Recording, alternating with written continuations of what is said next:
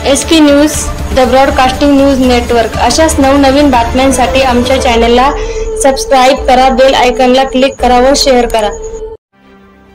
नमस्कार, मी पंजाब हवामान अभ्यासक मुक्काम पोस्ट गुगली धामणगाव तालुका शिलोद जिल्हा परभणी। आज आहे 9 मे 2023।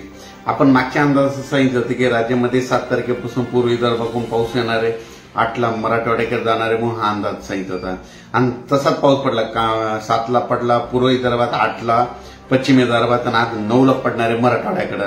तर आजपासून परत शेतकऱ्यासाठी अंदाज येत आहे। सर्व शेतकऱ्याला सांगू इच्छितो की राज्यात पावसाचा मुक्काम वाढला, म्हणजे राज्यात आता आज आहे 9 मे पासून ते 16 मे पर्यंत राज्यात भाग बदलत पाऊस पडणार आहे म्हणून हा अंदाज लक्षात घ्यायचा। राज्यात एकंदरीत परिस्थिती बघितली तर आज मराठवाड्यात पूर्व विदर्भ पश्चिम विदर्भात पाऊस पडणार आहे, पण उद्या 10 मे पासून राज्यामध्ये सगळीकडे पावसाला सुरुवात होणार आहे।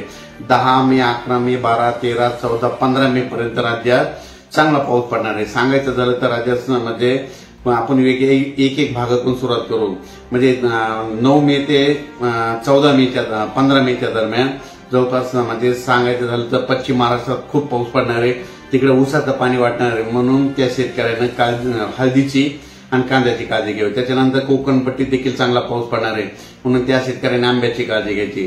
त्याच्यानंतर तो पाऊस उत्तर महाराष्ट्राकडे देखील पडणार आहे, नाशिककडे, नंदुरबार, धुळे, जळगाव, संभाजीनगर या भागाकडे पडणार आहे, त्यामुळे त्या शेतकऱ्यांनी काळजी घ्यायची। त्याच्यानंतर तो पाऊस मध्य महाराष्ट्रात देखील पडणार आहे म्हणून मध्य महाराष्ट्रात बीड, सातारा, सांगली, सोलापूर, कोल्हापूर, तसेच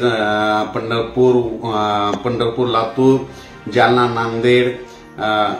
नांदेड, परभणी, हिंगोली या भागातील सर्व शेतकऱ्यांनी काळजी घ्यावी, कारण की 10 ते 15 मेच्या दरम्यान पडणारा पाऊस हा चांगला पडणार आहे, म्हणजे एक पिकाचं पाणी वाचेल असा पाऊस पडणार आहे।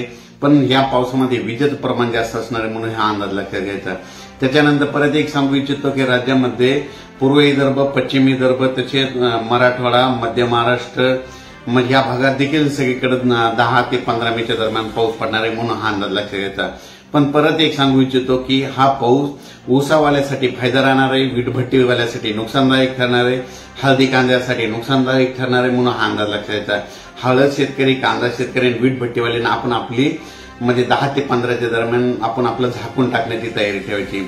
आणि परत एक सांगू इच्छितो की राज्यात आता जून लागायला आहे आणि मान्सून आता यावर्षी तुम्हाला एक सांगायचं झालं तर 22 मेला अंदमान बेटावर दस्तक देणार आहे, म्हणजे 22 मेला अंदमानवर आगमन होणार आहे म्हणून हा अंदाज लक्षात घ्यायचा।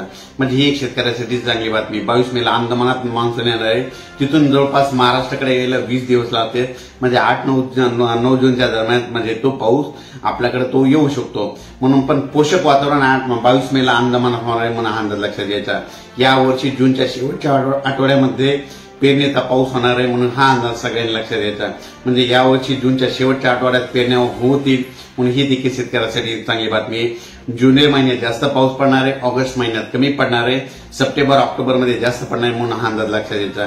आणि यावर्षीचा परतीचा पाऊस येणार आहे, 5 नोव्हेंबरला पाऊस जाणार आहे, म्हणजे 5 नोव्हेंबरला परतीचा मान्सून निघून जाणार आहे, 5 नोव्हेंबरला जाणार आहे म्हणजे हे द्राक्ष बागेसाठी एक बातमी सांगत आहे।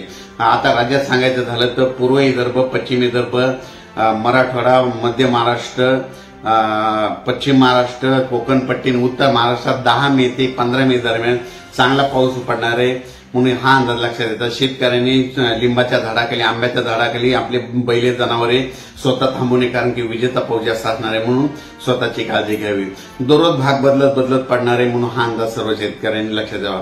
अचानक वातावरणात बदल झाला तर लगेच एक मेसेज दिला जाईल। धन्यवाद।